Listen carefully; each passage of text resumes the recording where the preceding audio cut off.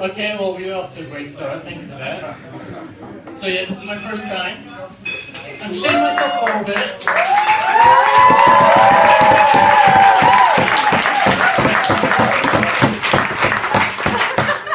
Right, so I'm a little bit new in Vienna, and then I decided, you know what would be fun if I looked up a comedy club and tried open mic.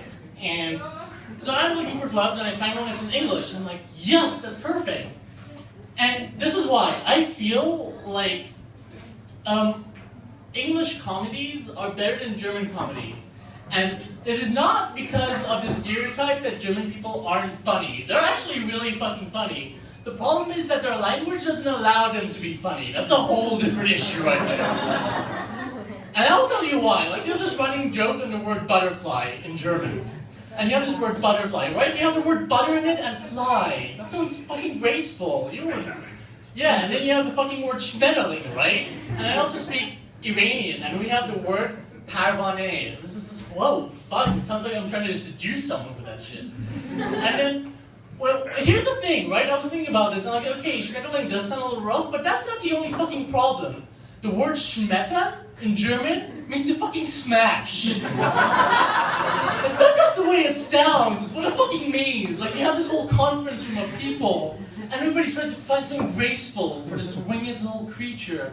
And there's that one little fucking fucked up guy that goes out to fucking smash it, you know? It's a whole different issue.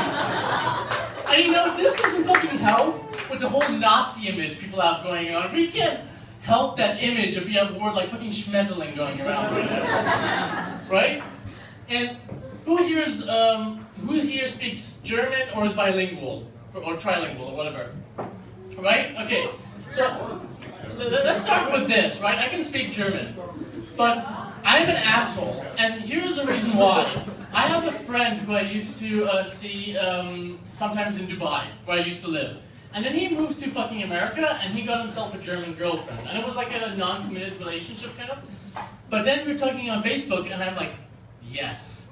So then I asked him, okay, do you want me to teach you something I can say to him that's like really nice? And I was like, to her, sorry. And he's like, yeah, I'd love that. So I write him something and tell him to send it to her, and I tell him it means I think you are beautiful. I told him to send ich will deine Seele zu den Herrscher des Finsternis opfern. And for those of you who don't know what that means, I'll tell it to you in a second. Show off. Right. So basically what happens is he fucking sends it, it's like, oh thanks man, whatnot. I just sit back for 10 minutes, do my own thing. And then he writes me back, what the fuck? And she's fucking freaking out. It's like, dude, she freaked out. She doesn't want to talk to me and shit. And he still didn't know what I told him to say to her. So then I tell him I'm sorry. I really wasn't. And it actually meant I want to sacrifice your soul to the Prince of Darkness. And then, this is how much of an asshole I am. I'm like, dude, it's your fault. You trusted me. You should like, no. This is how bad I am. I made it sound like it was his fault for trusting. He's like, dude, you're a bad guy. I didn't do anything here.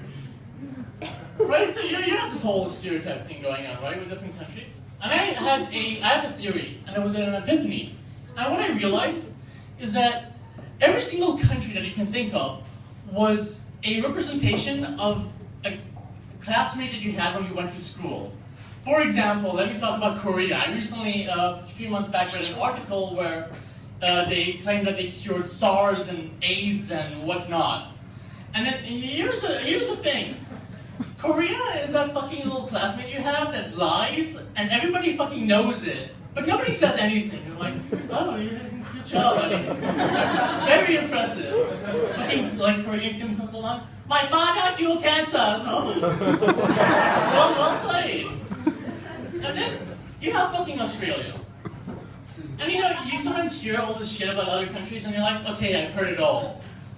I read an article and watched a video of it raining fucking spiders. And that's all some whole new level shit. And then the thing is, this is the kid that's really weird, and when you try to call him out on it, he doesn't fucking stop. He just gets worse. He finds new ways to make you fucking facepalm. And I was like, holy shit.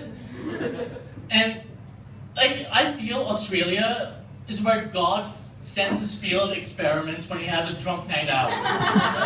You fucking have spiders that have 8 fucking eyes, but it's blind. Well, just cause, like, fuck it, just let's send it to Australia. Next thing you know, you have a fucking spider, snake, kangaroo hybrid kicking down your door and terrorizing your family. Well, yeah. In other regards to stereotypes, who here knows about the whole NSA scandal, where NSA was like peeking on and, you know, fucking spying on American citizens.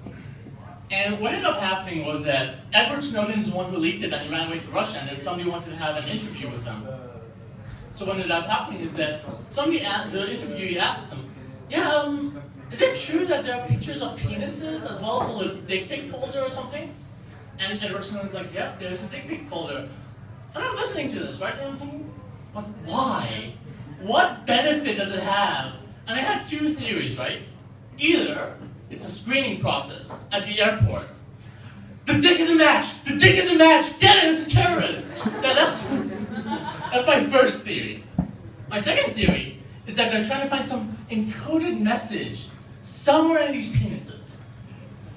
And then you have this one fucking terrorist who's going, hey, Muhammad, look at dick pic I sent to Fatima. Nice. And then fucking like this whole conference room of Americans fucking sitting there, what does it mean? Why are you trying to tell us?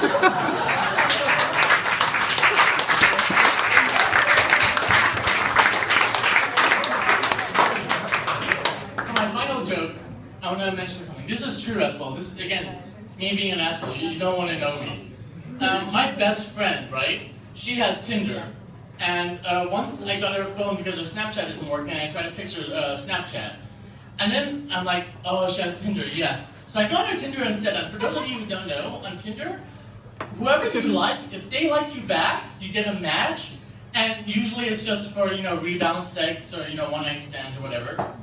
So I take her phone, I like every single fucking guy so quickly, it doesn't even have a chance to show me the picture of the guy. Every second person was a match. By the end of the night, she had 74 fucking matches. It was so bad, she had the creepiest kind of messages as well from guys. I swear to you, I'm trying to recall one of the messages she got. I want to eat my way from your vagina into your heart. That was how bad this pickup lines were from these guys.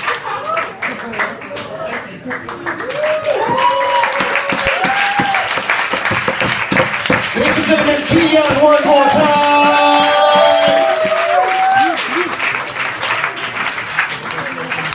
Yo, Keon.